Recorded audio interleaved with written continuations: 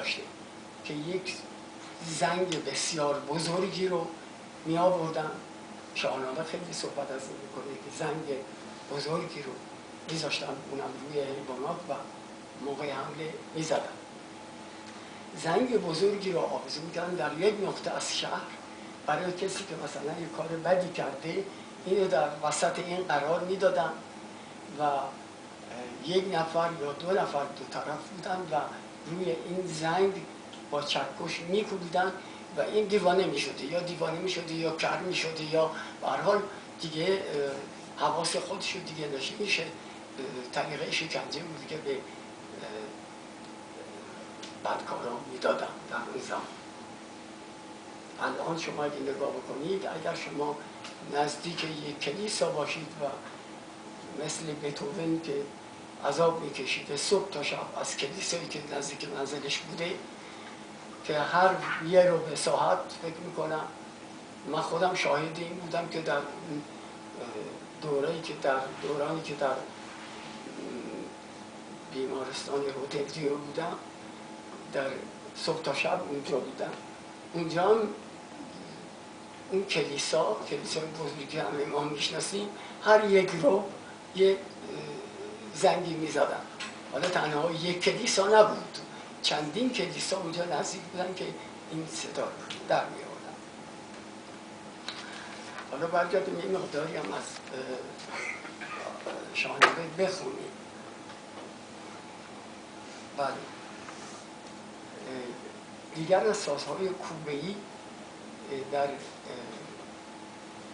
بین اینها یک سازی بوده که از زنگ‌های گوناگون تشکیل شده، بهش میگفتن جلجل.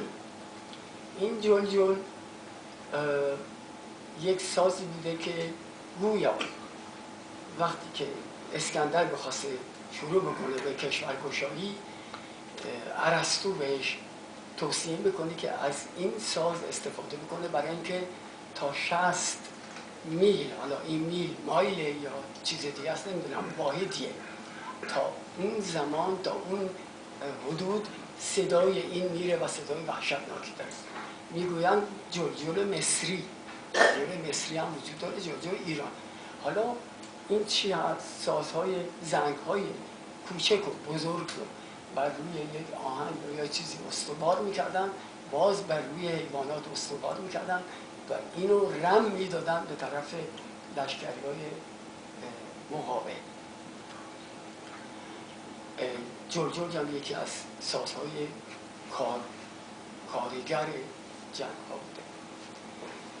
میگوید تبیر زنان پیش پیلان به پای، زهر سو خروشیدن کرنا.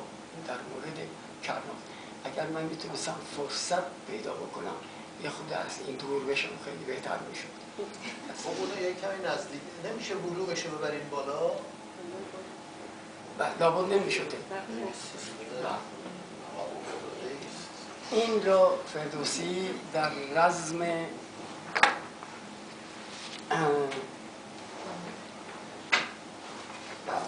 تبیر زنان پیش پیلان به پای، زهر سو خروشیدن کرنا، در رزم رستم برای آوردن کیکاووس از البرز کوه میگوید بفرمود رستم که تا کرنای، زنند و بجنبند لشکر ز جای.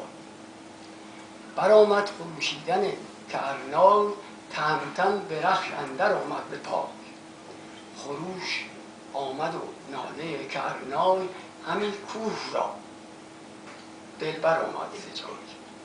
البته از این لغات استفاده میکنه در شعرهای دیگه. بله،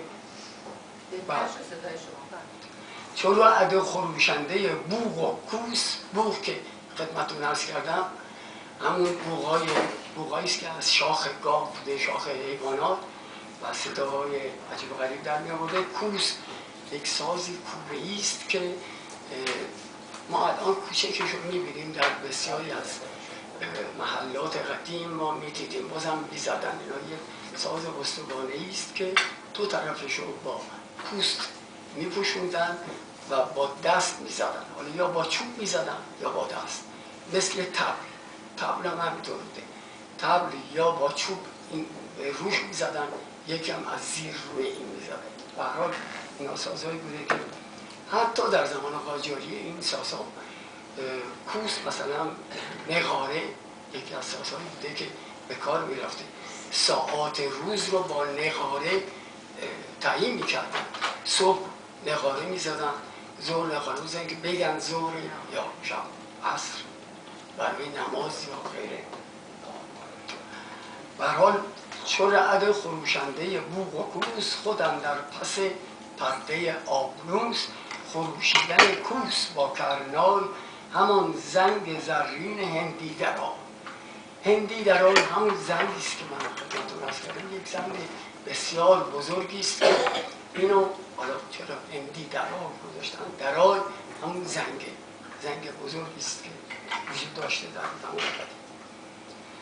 در داستان فریدون و پسرانش میگوید بفرمود تا کوس رویین و نای. کوس اگر کوس معمولاً با از چوب بوده، یک چیز استواری بوده، روی دو طرفش رو پوست میکشیدن، در اینجا میگوید رویین یعنی از فلز ساخته. بفرمود تا کوس رویین و نای برآمد ز دهلیز پرده سرای.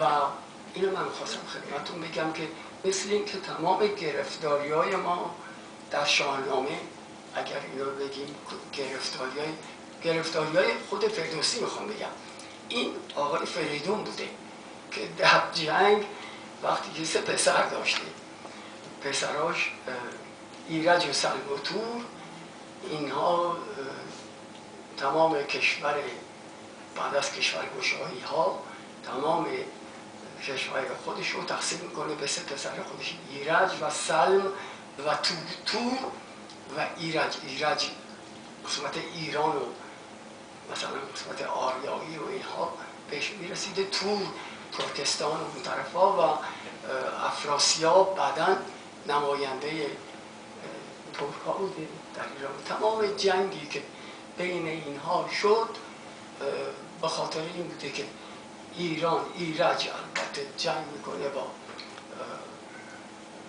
عموهای خودش، برای اینکه ایرج کشته میشه به وسیله برادرای خودش و بعد فریدون پسرش رو میفرسته، منوچهر رو میفرسته برای تقاص از خون پدرش و اون میره اونا رو سرکوب میکنه، یکیشون رو سلم رو میکشه و میفرسته به طوری که نوشته شده، سرش رو میفرسته برای فریدون. و تورانیان کسانی بودن که همه مخالف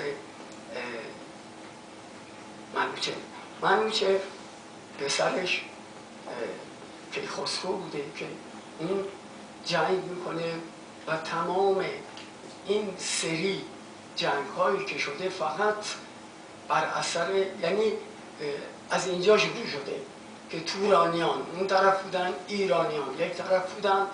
کیخسرو در زمانی که پادشاه بوده با تورانیان با افراسیاب جنگ میکنه و این تا فکر کنم تا ابد ادامه داشته تا زمانی که رستم خودش کشته میشه. کرنا رو خدمتتون عرض کردم.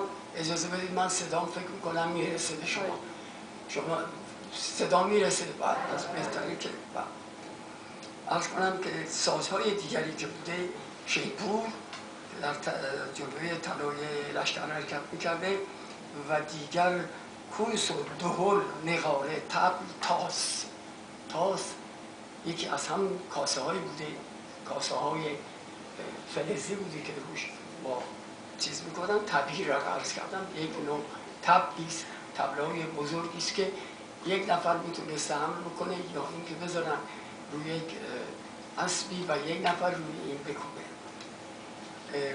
مارنای و خرمهره، مثلا خرمهره همون چیزیست که وسط زنگ قرار داره، این که میکوبه به این طرف اون طرف زنگ برای که صدا در میاد. جام و جلجل اینها را عرض کردم خدمتتون. خمهای مثل همین خمهای معمولی ما از فلز ساخته می شده و در حقیقت اگه بخواید شما نگاه بکنید می‌بینید که سازهای خیلی کمی بودن و